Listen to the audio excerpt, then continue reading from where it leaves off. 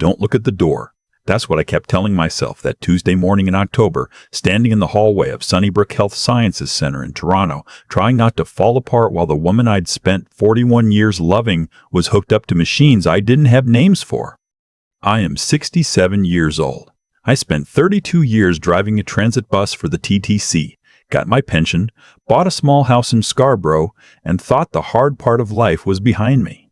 My wife, Evelyn, she was the kind of woman who made everything feel manageable. She taught grade 4 at a public school in North York for 28 years. She had this way of explaining things, complicated, painful things, so simply that you'd wonder why you were ever confused in the first place. She was stubborn as winter, and she laughed at her own jokes before she even finished telling them. She was my whole life, honestly. I know men say that all the time, and it doesn't mean much anymore. But with Evelyn, it was just the truth. Our son Nathan married a woman named Claire about 4 years ago. They met at a company Christmas party. She worked in finance, something with investments, downtown on Bay Street. She was polished, always dressed well, always said the right things, always offered to help clear the table after Sunday dinners. I liked her fine. Evelyn liked her fine. We were happy for Nathan. He was 34 and had been on his own for a long time, and Claire seemed steady, seemed grounded. We welcomed her. I should have paid more attention to the small things. But you don't, do you? You trust because you want things to work out. Evelyn started getting sick in the spring of last year. Tired at first, we thought it was the tail end of a bad winter. Maybe her iron was low. Maybe she needed more rest. She'd wake up in the morning and look like she hadn't slept at all. Her hands started shaking slightly. She had headaches that lasted 3-4 days in a row. By June, she'd lost nearly 12 pounds, and she wasn't trying to. I drove her to our family doctor in Pickering, a man we'd seen for 20 years. He ordered blood work, said it was probably stress or early-stage anemia. The blood work came back inconclusive. He referred her to a specialist at Sunnybrook. The specialist thought maybe it was an autoimmune condition and started her on a treatment plan. Nothing worked. She kept getting worse. By September, she couldn't drive anymore. Her coordination was off. Some mornings she had trouble forming sentences. She'd start a thought and then lose the end of it. That scared her more than anything else. Evelyn had always been sharp, quick, the one who remembered birthdays and the names of everyone's children and where she'd put things 3 weeks ago. Watching her reach for a word and not find it. That was when I started to feel something cold moving through me. Not grief yet. Just dread. She was admitted to Sunnybrook in early October. They were running more tests. The ward she was on was quiet, the kind of quiet that makes you hyper-aware of every small sound. Cartwheels on the floor, someone's IV machine beeping 2 rooms down, the hush of nurses talking at their station. I was there every day. I'd arrive around 8 in the morning after stopping at the Tim Hortons on Lawrence, getting her a tea she could barely drink and a coffee for myself. I'd forget about until it was cold. It was on a Wednesday, I remember, because I'd just called my brother Raymond the night before to give him an update, when the head nurse on the ward asked to speak with me privately. Her name was Patricia. She was a small woman, maybe 50, with reading glasses on a lanyard, and the kind of calm authority you only get from doing a hard job for a very long time. She'd been kind to us since Evelyn was admitted, professional, warm when it was appropriate, didn't give false reassurances. I trusted her. She guided me away from Evelyn's room, down the hall to a small consultation area near the nurse's station, the kind of alcove with 2 chairs and a frosted window that looks out onto nothing. She closed the door behind us and sat down across from me. She didn't open with small talk. "Mr. Chambers," she said, "I need to share something with you, and I need you to hear it very carefully." I said, "Okay." "Your wife's most recent toxicology panel came back this morning. The attending physician has been notified, and I expect he'll speak with you formally later today. But I didn't think you should wait to hear this." She paused. "We found elevated levels of thallium in Evelyn's system, significantly elevated." I didn't know what thallium was. I told her so. "It's a heavy metal," she said. "Historically, it was used in rat poison before it was banned for public sale in Canada in the 1970s. It's very difficult to obtain legally now. It's also very difficult to detect unless you're specifically looking for it, which is why it took us this long to find it. Thallium poisoning mimics several other conditions: neurological disorders, autoimmune diseases. It's been missed before." She looked at me steadily. "Based on the levels we found and the timeline of Evelyn's symptoms, we believe she has been ingesting thallium for somewhere between 6 and 9 months." My ears started ringing. I remember looking at my hands in my lap. I remember the pattern on the linoleum floor, gray and white squares. I remember nothing feeling real. "How does someone—" I stopped, started again. "How does someone get thallium? You said it's banned." "It's still used in certain industrial and laboratory contexts. It's not impossible to obtain through those channels or through importation. Someone who knew what they were looking for could find it." She leaned forward slightly. "Mr. Chambers, this is not an accident. This is not environmental exposure. The levels in the pattern indicate deliberate, repeated administration. The hospital is required to report this finding to Toronto Police." She was quiet for a moment and let that land. "I want to ask you something," she said, "and I want you to think carefully before you answer. Is there anyone who has regular access to your wife's food or drink? Someone who might have had reason, financial or otherwise, to want to harm her?" I thought about our home. I thought about Sunday dinners. I thought about Claire, who had started visiting Evelyn alone on weekdays. Once Evelyn's health got bad enough that I had to go back to part-time driving to cover the extra costs, short runs, school board contracts just to keep us above water.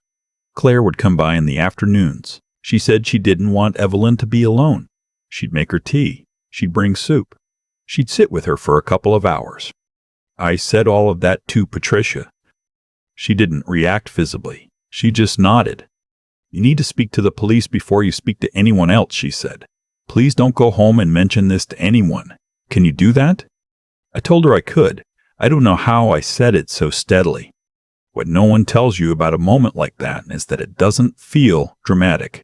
It doesn't feel like a revelation. It feels like the floor has disappeared and you're just suspended there. Everything ordinary around you, the fluorescent lights, the cart going by in the hallway, someone's TV on in a room nearby, and none of it connects to what you've just been told. I sat in the family waiting area for about 20 minutes before Detective Sergeant Ann Kowalski arrived. She was OPP trained but working with Toronto Police on a joint task force, she explained. Mid-40s, methodical, the kind of person who made you feel that everything chaotic was being quietly organized on your behalf. She had a younger officer with her who took notes and mostly stayed quiet. She asked me everything. How long had Claire and Nathan been married? What was their financial situation? What was the state of their relationship? I told her that Claire had lost her position at the investment firm about 8 months ago. A round of layoffs, based recontracting, she'd said. I told her that Nathan had mentioned, once, that they were having trouble with the mortgage on their condo in Etobicoke. I told her that Evelyn had a life insurance policy, a good one from her years with the school board. I told her that Evelyn had also recently updated her will and that the house was in both our names, but that Claire had once, casually, asked about the process of estate planning. I hadn't thought anything of it at the time. Detective Kowalski wrote things down without comment. Then she looked up at me. "Mr. Chambers, I want to be honest with you.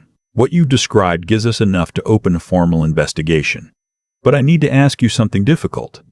Are you willing to help us? Not doing anything dangerous, we would not put you in that position, but your cooperation with what comes next will be important."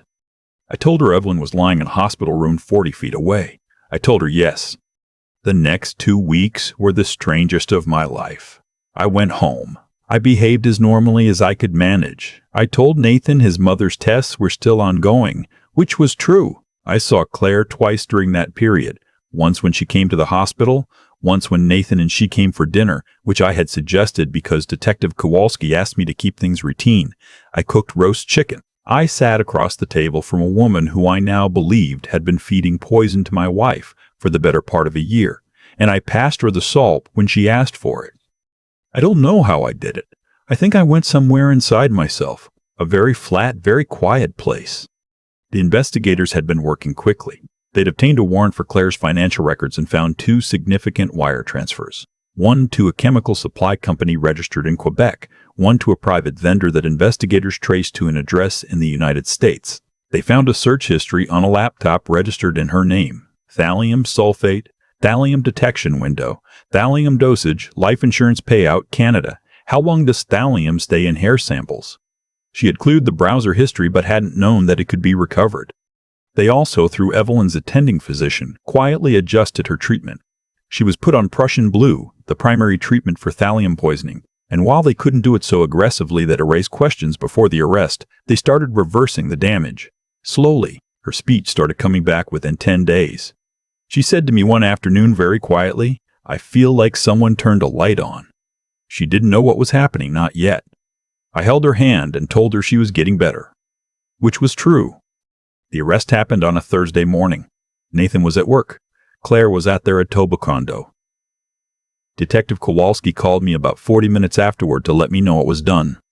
I sat in the kitchen of my house in Scarborough and put my face in my hands and stayed like that for a long time. The hardest part, and people who haven't been through something like this may not understand, the hardest part wasn't the anger. I had plenty of anger. The hardest part was Nathan, my son. He's 38 years old, and he called me from the parking lot of his office on Yonge Street, barely able to speak, asking me if it was true, and I had to tell him yes. I had to tell him that the woman he'd married, the woman he built his life around, had been systematically poisoning his mother for money, because Evelyn's life insurance policy was worth $400,000, and because Claire had been out of work for 8 months, and they were 2 mortgage payments behind, and she had actually sat down and decided that this was the solution. Nathan is not a complicated man. He's a decent person, straightforward, works hard, loves his mother in the uncomplicated way that some sons do. He calls her every Sunday. He fixes things around the house when we need it. He shows up. He couldn't make sense of what Claire had done because something like that doesn't exist in him. He looked for the logic in it for weeks and couldn't find it, because there isn't logic in that kind of coldness. There's only absence. Absence of conscience. Absence of feeling. Absence of whatever it is that makes a person unable to watch someone suffer and do nothing. He filed for divorce before she was formally charged. The charges were serious: administering a noxious substance with intent to endanger life, attempted murder. The Crown prosecutor reviewed everything and went in hard. Given the premeditation, the duration, the calculated nature of it, this wasn't a moment of anger or a single bad decision. She was denied bail. The trial was set for the following spring. At the sentencing, the judge used a phrase that I've thought about many times since. She said that the particular cruelty of this crime lay not just in the method, but in the sustained performance required to carry it out. Months of visits, of making tea, of sitting beside a woman who trusted her while knowing exactly what she was doing. The judge sentenced her to 14 years. Evelyn was in the courtroom. She'd recovered significantly by then, not completely, because thallium causes damage that takes a long time to reverse, and some of the neurological effects may be permanent. But she was there. She was sitting up straight. She heard the sentence read out. On the way home in the car, she was quiet for a long time. We were on the 401, heading east towards Scarborough, the lake gray and flat off to the right. Then she said to me, "You know what I keep thinking about?" I asked her what. All those cups of tea. She didn't say anything else for a while, and I didn't either. There wasn't anything to add to that. Nathan comes for dinner every second Sunday now. Just him. He's quieter than he used to be. There's a kind of careful quality to him now, like a man who's learned to move slowly around things he can't fully understand. But he comes. He helps with the dishes. He calls his mother on the Sundays he doesn't come. He's going to be all right, I think. Eventually.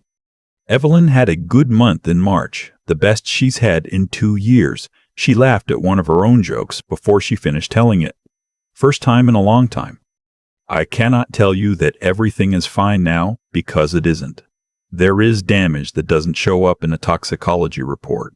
The kind that lives in the space where you used to feel safe in your own home, in your own family. That takes a different kind of time to heal.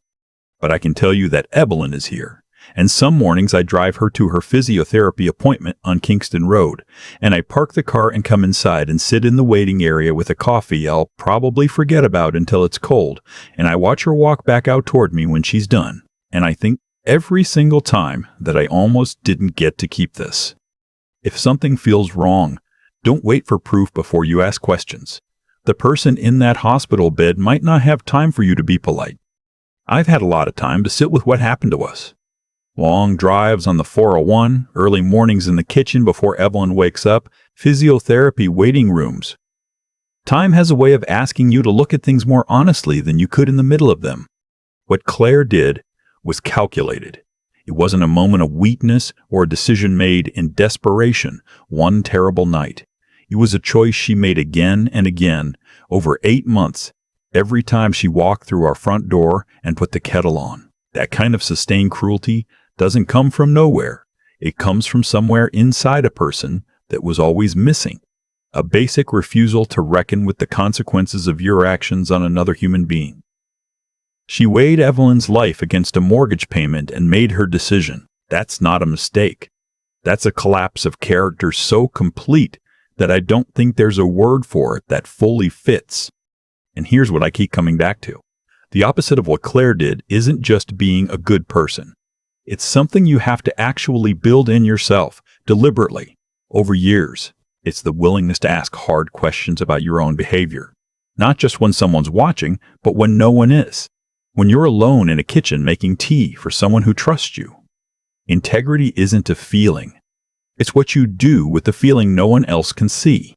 Patricia, the head nurse who pulled me into that alcove and told me the truth, she didn't have to do that. She could have waited for the attending physician to handle it through proper channels, kept her head down, stayed out of it. But she saw something and she acted on it, quietly and carefully and at some professional risk to herself. That's what it looks like when a person has both the clarity to understand what's happening and the courage to do something about it. She read the situation correctly and she moved. Because of that, Evelyn is alive. Nathan is still finding his way through this. I watch him sometimes at Sunday dinners. The way he'll go quiet mid-sentence, like he's bumped into something in the dark. He's doing the work of trying to understand something that resists understanding. But he keeps showing up. He keeps calling his mother. He filed for divorce before he even fully knew the details, because on some level he knew that staying would be a different kind of harm to himself. That takes something real. That takes the kind of strength that doesn't announce itself. I'm 67 years old. I drove a transit bus for 32 years. I have not lived a dramatic life, and I am grateful for that. But I've learned something from this that I wish I hadn't needed to learn. The people closest to you are not automatically safe. Trust is not the same as safety. Love is not the same as protection. You can invite someone into your home, into your family, into your Sunday dinners, and still not truly know what they're capable of when they feel cornered by their own choices. Watch the small things. Not with suspicion, you can't live that way, but with awareness. And if something in you says something is wrong, don't talk yourself out of it to avoid a difficult conversation. Evelyn almost didn't make it because we were all, in our own ways, too polite to ask the right questions soon enough. She's here now. That's what I hold on to.